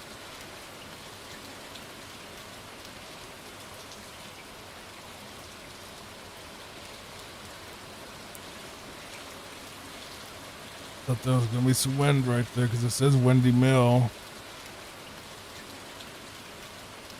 By the way, my ex, I don't like bringing her up because she wasn't exactly the greatest person, but it's really relevant to this, so I have to. She was terrified of beetles. I don't know why. Something about beetles just made her just. And the thing was, she was such a hardened, mean, cruel, manipulative woman, but for some reason, she did that. Even the idea of a beetle would just ew, ew, ew, no, no, no, no. Like she was scared of them. I'm like, look, uh, yeah. I'm like, look, beetles cannot hurt you. Even the big scary ones that like flap around and stuff, you know. And nope. Another thing she was scared of because she had never seen one before was horseshoe crabs. If you don't know what a horseshoe crab is, it's basically like, you know, Kabuto from Pokemon. That's what a horseshoe crab looks like. They have the brown carapace or shell or whatever you want to call it, and they have like the spider legs under them or whatever. You know, they basically kind of look like a lobster with a, or like a crab. Yeah, like a, well, not even like a lot. It's a water bug basically, and they're really neat, and they're completely harmless. Like they flat out have no way to hurt you at all. Like they can't hurt you. Not even with their scary stinger that they have. It's not poisonous at all. They're completely harmless.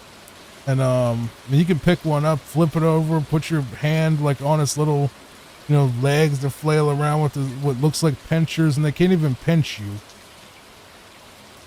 Like legit, it's the most harmless thing on the planet. But they're scary looking. They really are scary looking if you've never been around one. But it's called a horseshoe crab, and they're very common in the Atlantic Ocean. and even more common in the Outer Banks of North Carolina. And I just remember showing her a picture when I'm like, y'all got these over there? Because she was from California. Like, y'all got those over there? And she's like, you know, well, she came over here eventually, but I'm just saying, like, she was from over there. I didn't know. I was just wondering. And just making conversation one day. Oh my God. And she started freaking out. It was hilarious. And I was like, what? That thing is terrifying. That thing looks like something out of Alien or whatever she said. I'm just like, oh my God. You're all mean and tough and nothing bothers you and you're just invincible and all that. But you see a freaking horseshoe crab that can't even remotely hurt you, even if you tried to get it angry. Literally has no way to hurt you in any way, shape, or form. You're sitting here acting like it's, you know, a monster. So they are kind of scary looking though. They look like they could hurt you because they got that tail that looks like a stinger. Well, that stinger doesn't, you know, it's not used for stinging people, strangely enough. It's used for flipping itself over because it'll get flipped on its back like a turtle. And like if it gets flipped on its back, it can't flip back over without its tail. So it uses its tail to flip back over. Because otherwise it'll get eaten by a seagull, which I think is its main predator, is seagulls and other birds of prey kind of stuff. Like, you know, probably like seagulls and maybe sea eagles and all that stuff. But no, they're not poisonous at all. No venom. But they do have the only thing that they could even hurt you with is maybe those little spike things on like the edges of their shell, but it's like they're not even that, you know, they're not even that sharp either. So as long as you're not trying to grab him right on his spike, he's not going to hurt you. And they're actually very useful. Believe it or not, you probably have some of their blood in your system right now because horseshoe crabs bleed blue, which is not why you would have it in your system, but horseshoe crab blood is actually used in a lot of vaccines as a transmitting agent, I think, like it's the liquid. And they're also believed that horseshoe crab blood can be used to cure stuff like cancer eventually. And also shark DNA can possibly help cure cancer later. So, you see a horseshoe crab, flip him over. Do not let him get eaten. They call them living fossils.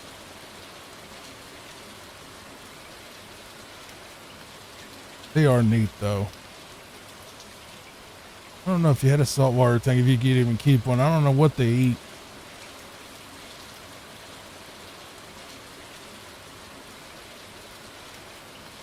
Heard of people keeping jellyfish. I'm just like, why would you keep something like that? Those things are venomous. You put your hand in the tank trying to adjust something and he stings you.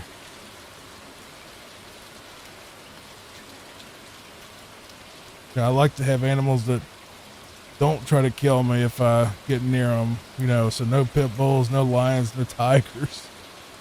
This puppa might kill you with some kisses. It's sweet baby.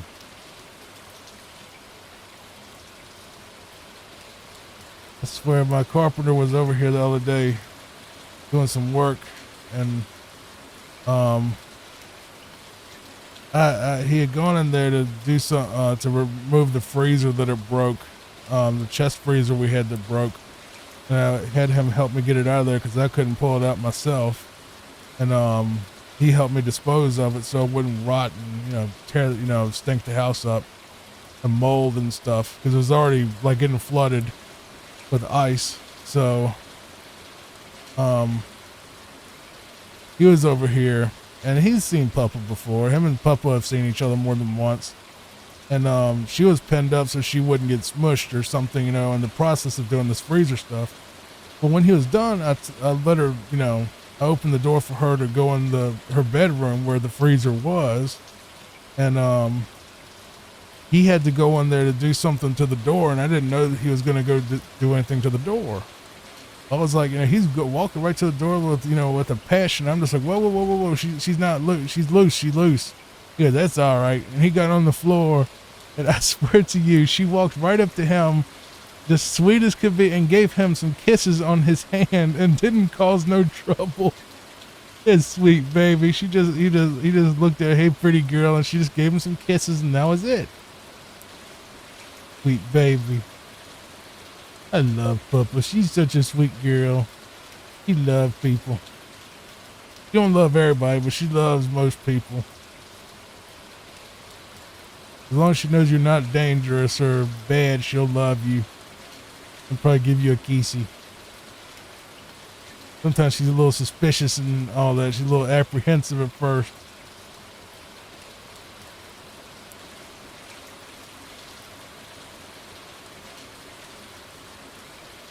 Because weenie dogs are known to be pretty suspicious.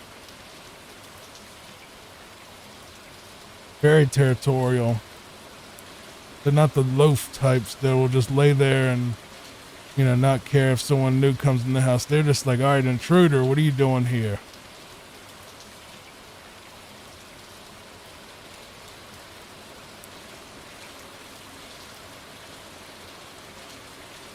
Whoops. Whoops.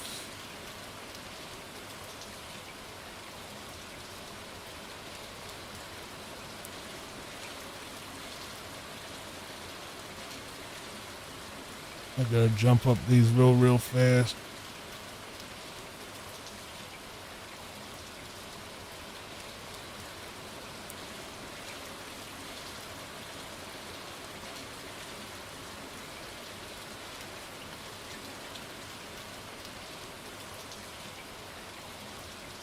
I don't think Papa's ever bitten anybody. I know Bubba bit one person, but that guy turned out to be a real a-hole, so I'm happy he did. Well, he didn't bite him. He just sort of nipped him on their heel or whatever. But he didn't, hang on and try to hurt him. I think the guy was messing with him and he didn't like it and just give him a little warning. But otherwise, Bubba never bit nobody else. The guy turned out to be a two-faced prick, so I'm happy Bubba did that, but Papa never did. I don't know, maybe the vet, I don't know. They said that she has given them a hassle before. They never said if she bit or not, but as she's gotten older, she's gotten a whole lot calmer. Like, she goes up there and she grouches and she grumbles and groans and growls at them, but as soon as they get her in their arms and, get her up in their blanket they put her in, she shuts up after that. And every time I've taken her up there lately, they said that she does good, that she doesn't cause much fuss. She might grouch a little bit while they cut her nails, but she doesn't actually, try to bite them or anything. Just might grumble and growl about it and not be happy. But I've tried to get her to be sweet, but her and Bubba will get scared. That sound is horrible, by the way. The sound that this guy makes every time he jumps. Bubba would get scared up there and try to hide. And Bubba, she used to get angry, but now she gets angry and hides. So she does both, hides and gets angry. Like, Bubba, you can't really hide if you're being grumpy and growling at people. She doesn't show her teeth or not. She just, what I call grumbling, a little bit of, ooh, how dare you bring me here kind of thing. Oh, grouchy baby, but she does good. Otherwise, she's a very sweet girl. Something about that vet, I think it's because they stick her with needles, and I'm sure that doesn't feel too good to her, and she just doesn't like. They probably handle her kind of rough, because you know how vets are. They don't really reason with the dog. Probably they probably actually just grab them and do the thing they got to do, and she probably doesn't like that.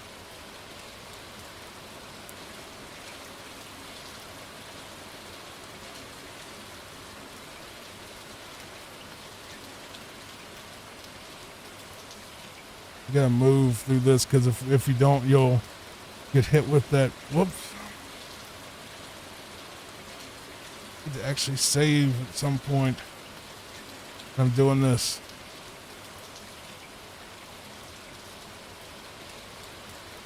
He's a weenie dog. Weenies get grumpy. That's what they do. They're known to be pretty aggressive. Not in a mean way. Not they can't hurt you. Might, bite you and it might hurt for a second, but they can't kill you unless it's like a 10 of them or something. Might maul like an old lady or something if they were like wild ferals or something. You can imagine Puppa alone could really hurt anybody much. Them teeth are sharp though. I felt them here or there, mainly when I'm just messing with her and playing with her, and she won't bite me, but like she'll sort of mouth at me, and sometimes her tooth will scratch my hand, when I'm trying to mess with her, but she doesn't actually bite down or even try to bite me actually. She just, sometimes that mouth just is in the wrong spot.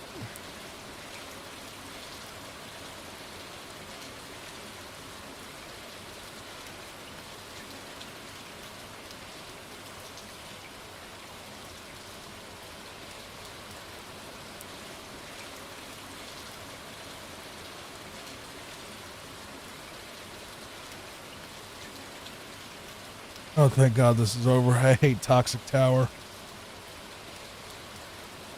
Okay, that's so good. Stronghold Showdown.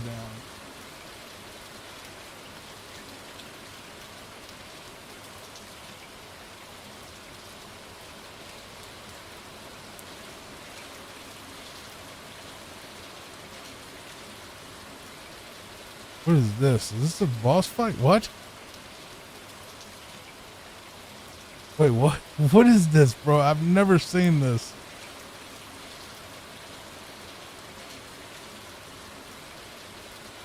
This is actually kind of terrifying, not gonna lie.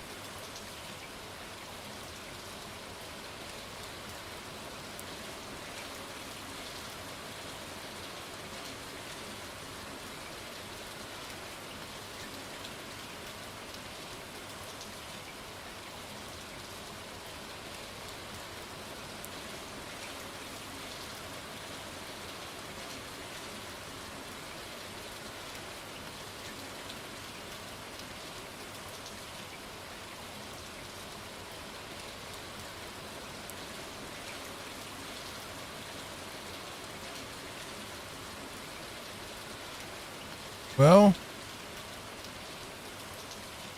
I wonder what he was gonna do.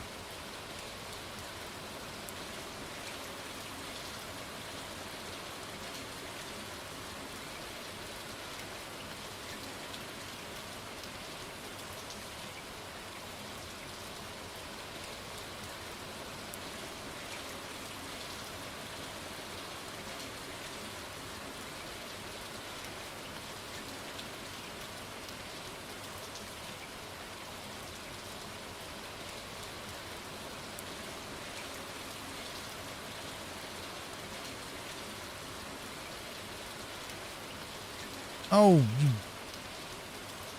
butthole.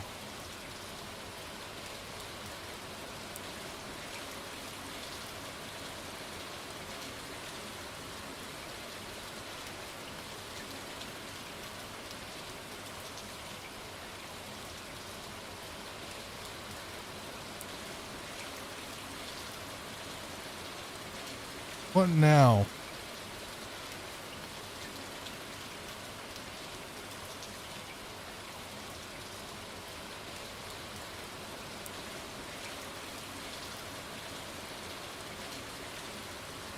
Oh, mother flunker. This fight is really hard. Fight is really hard, and like his hitbox is outrageously big.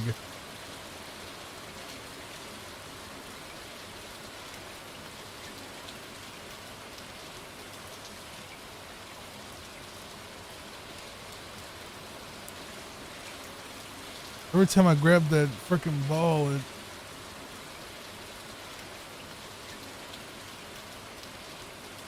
When is he going down? Like, for real?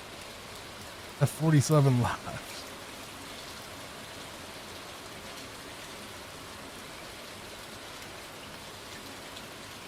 How on earth am I supposed to dodge that?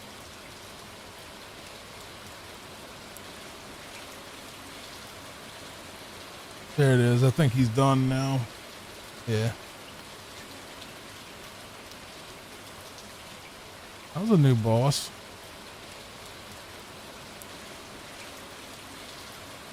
Interesting. Flying Croc. Reaches sprint. Can we do the trick from the last game? From the OG? I don't know. Hope so.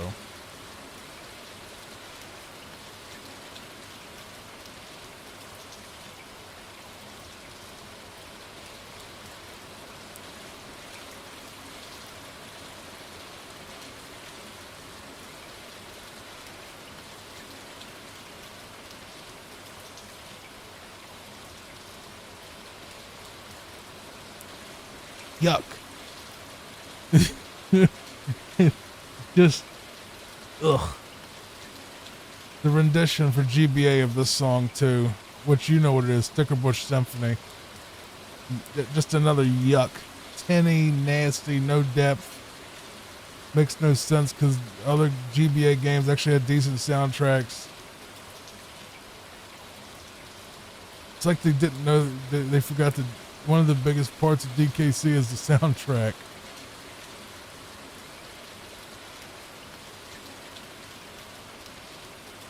Did they forget Aquatic Ambient? Well, Aquatic Ambience didn't actually sound bad on the GBA version. It wasn't good, but it was not like this. It sounds just like Butthole.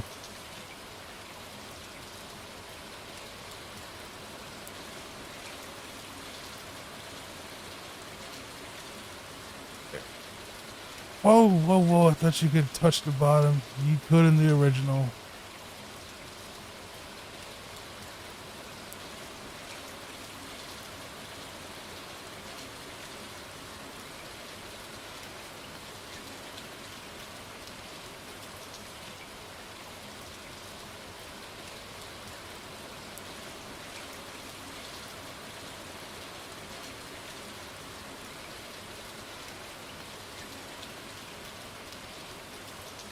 Alright, give me a second to see if I can actually do this move in this one too.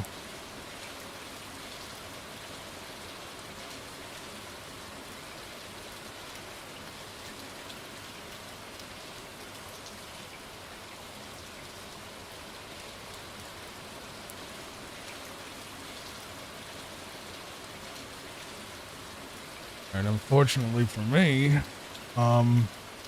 can't skip it.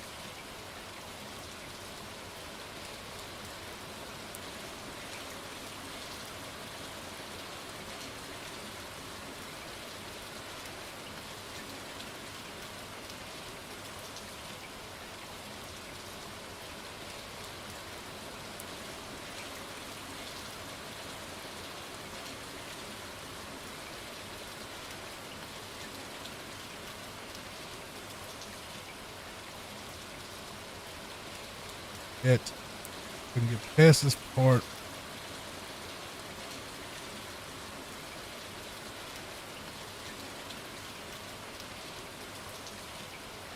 Take the hit. Just go. Bird is really, really freaking fast.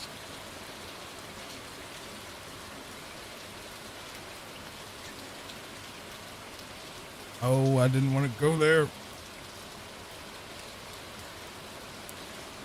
Don't know where I'm going. I didn't want to go there either. I don't care about the coins. I haven't used them in the entire game.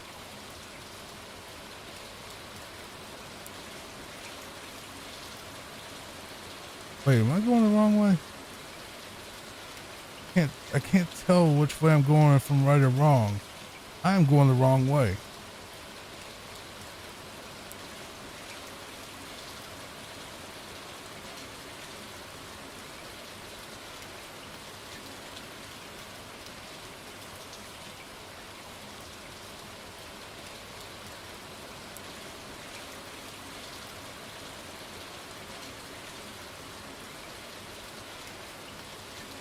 I don't know where I'm going.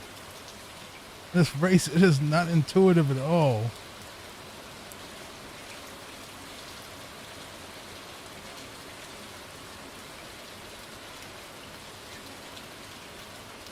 Oh, I get it.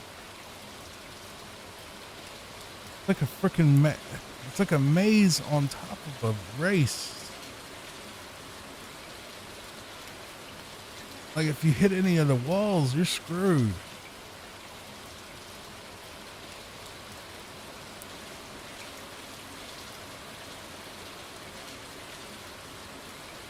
Bet you anything that thing can go right past the bees like it's nothing.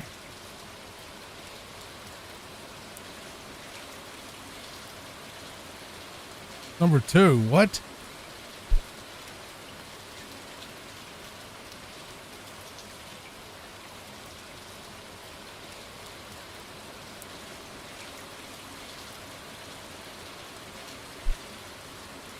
All right, I'm just gonna mute my mic, do this level. You listen to the rain sound so I can just get through it and focus on what I'm doing, okay? I'll be right back.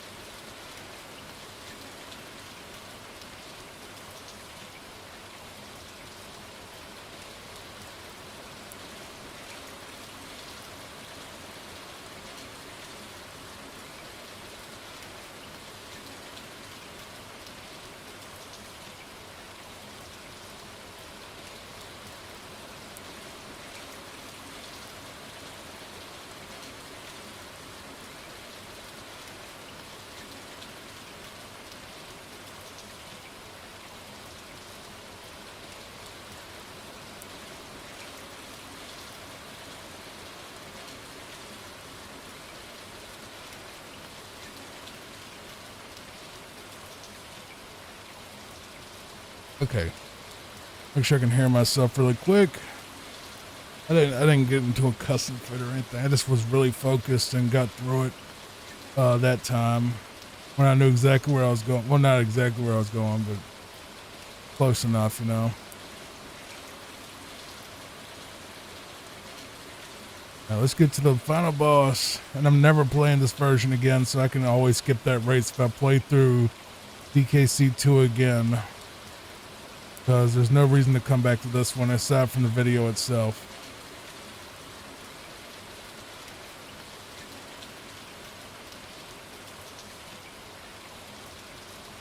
This boss battle takes forever.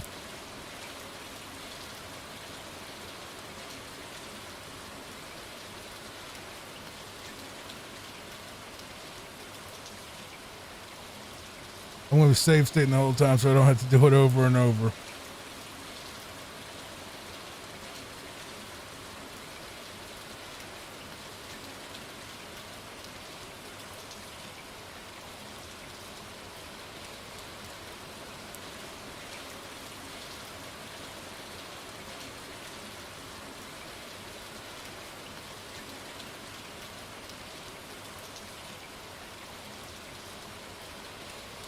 That was a fake ending.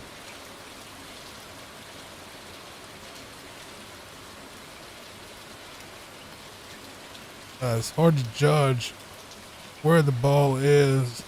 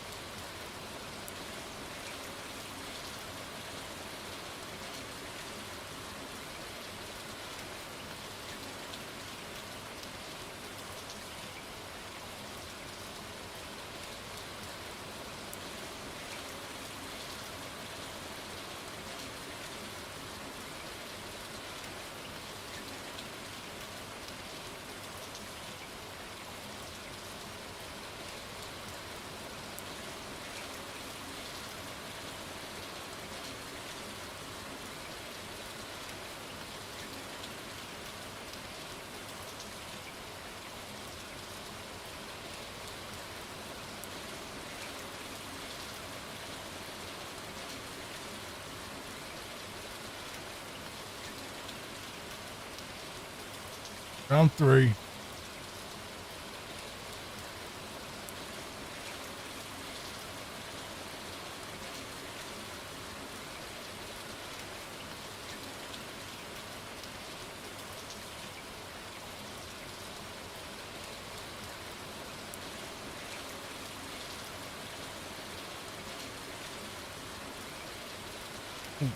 God. Whoops.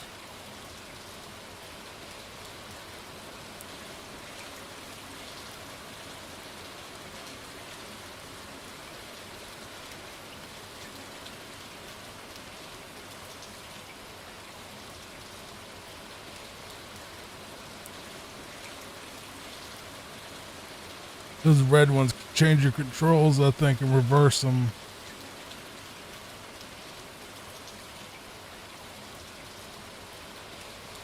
Oh.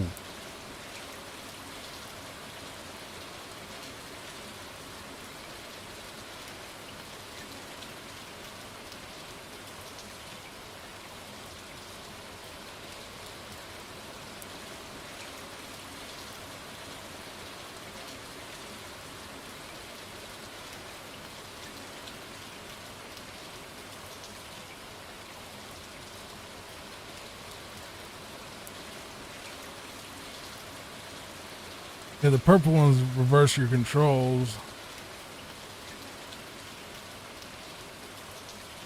Ah, crap.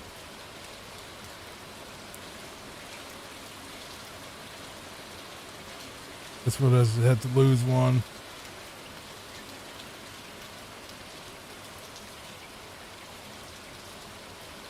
Oh.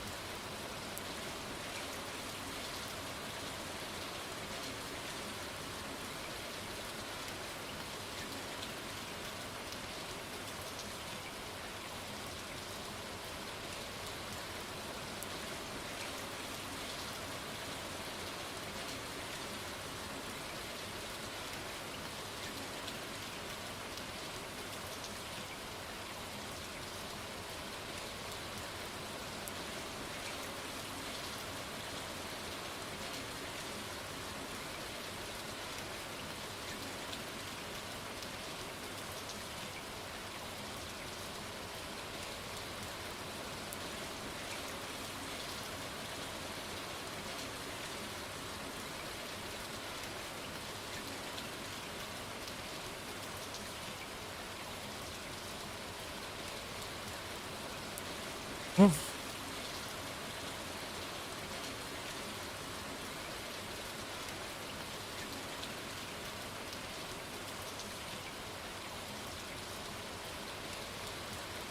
Alright, that's the end of the game.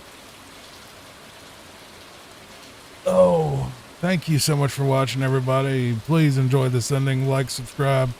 If you're still awake, thank you for being here with me. I appreciate you so much. Please consider becoming a member or, you know, just watching more videos. Appreciate you.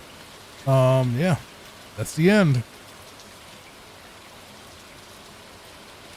Just enjoy this little ending right here where the big old croc in the sky blows up and K-Rool gets eaten by a bunch of sharks, I think. Or piranhas, I can't remember which. Something eats him. Oh, yeah, there's the thing if you wanted to do like where you get all the bonuses, you go to the Lost World levels and all that, but I ain't doing that for this. This is just an info dump from Cranky basically saying, why didn't you get all the coins? So I'll see you in the next video. Goodbye for now.